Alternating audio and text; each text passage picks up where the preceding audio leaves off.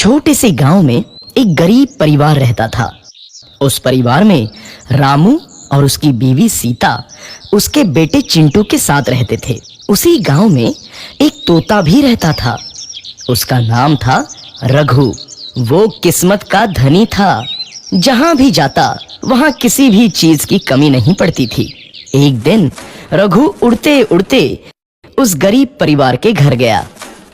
रघु सोचता है, अरे वाह, लगता है यहाँ आज बहुत अच्छा खाना मिलेगा। मैं पेट भर के खाऊंगा। वो एक कटोरी में रखे अमरूद देखता है। अरे वाह, अमरूद, मुझे तो ये बहुत पसंद है। मैं तो इसे पेट भर के खाऊंगा। रघु तोता अमरूद खाने ही लगता है। तभी सीता रघु को अमरूद खाते देखती है तो गुस्सा हो जाती है और उसे वहां से भगा देती है। भाग यहाँ से, न जाने कहां से आ जाते हैं। मैं तो परेशान हो गई हूं इनसे। सीता के भगाने के बाद रघु चुपचाप से एक कोने में रहता है। धीरे धीरे उस परिवार की बरकत होने लगती है। एक दिन रामू और सीता खाना खाते वक्त बातें करते हैं। आजकल हमारी बहुत तरक्की हो रही है, काम भी अच्छा चल रहा है। रामू कहता है। इस पर सीता कहती है, सच कहा, भगवान हमेशा ऐसे ही हम पर मेहरबान रहे। बेटा चिंटू भी कहता है, पिताजी, मुझे खिलौना लेके दो ना, मेरे सभी दोस्तों के पास है। रामू कहता है, ठीक है, जरूर लाऊंगा। सीता कहती है, कितने खुश है सब, मेरे परिवार को किसी की नजर ना लगे। एक तरफ ऐसी बातें होती हैं तो दूसरी तरफ रसोई में रघु तोता भी अमरूद खाते रहता है। मजा आया, अमरूद खाया, मजा आया, अमरूद खाया, मजा आया। तभी सीता रसोई में आती है और रघु तोते को अमरूद खाते देख बहुत गुस्सा होती है। सीता रघु को बाहर निकालने के लिए पिंजरे में अमरूद रखती है। रघु जब अमरूद खाने लगता है तो पिंजरे का दरवाजा बंद हो जाता है और वो उसमें फंस जाता है। मुझे बाहर निकालो, मैं यहाँ फंस गया हूँ, मुझे बचाओ। अगले दिन सीता पिंजरा उठाकर बाहर दूर उस रघु को छोड़ देती है।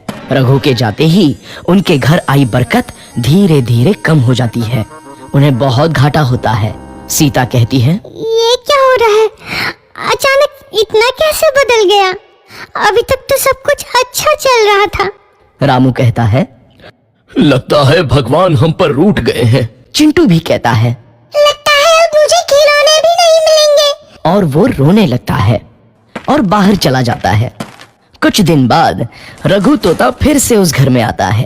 वापस आया, मैं वापस आया, अब मैं जमकर अमरूद खाऊंगा। रघु सीधा रसोई घर में चला जाता है और अमरूद खाने लगता है।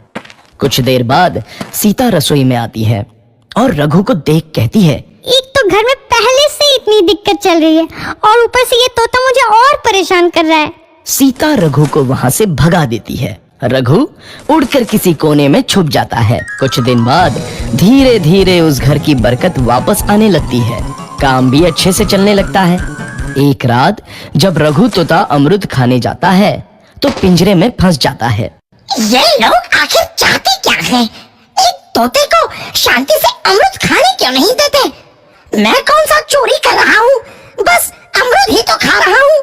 तभी रामू वहां आता है और पिंजरे में रघु तोते को देख उसे बाहर छोड़ देता है। ये तोता भी कितना जिद्दी है, बार बार वापस आ जाता है। जैसे ही रामू रघु को छोड़ देता है, अगले दिन से फिर से उनके घर की बरकत जाने लगती है। काम में घाटा होता है। किसी को समझ नहीं आ रहा था कि ऐसा क्यों हो रहा है। रघु तोता घर आता है तो अचानक बरकत आती है और जब रघु तोता को बाहर निकालते हैं तो बरकत चली जाती है। एक दिन सीता रघु तोते के घर आने और बाहर जाने की स्थिति पर नजर रखती है। ये तोता जब भी घर आता है तो घर में बरकत आती है और जैसे ही ये घर से बाहर जाता है तो उसी के साथ बरकत भी चली जाती है। कहीं ये जादुई तोता तो नहीं है? अगली बार जब ये तोता घर आएगा तो मैं इसे कहीं नहीं जाने दूंगी। सीता रघु का बहुत इंतजार करती है लेकिन रघु तोता दोबारा उस घर में कभी नहीं आता।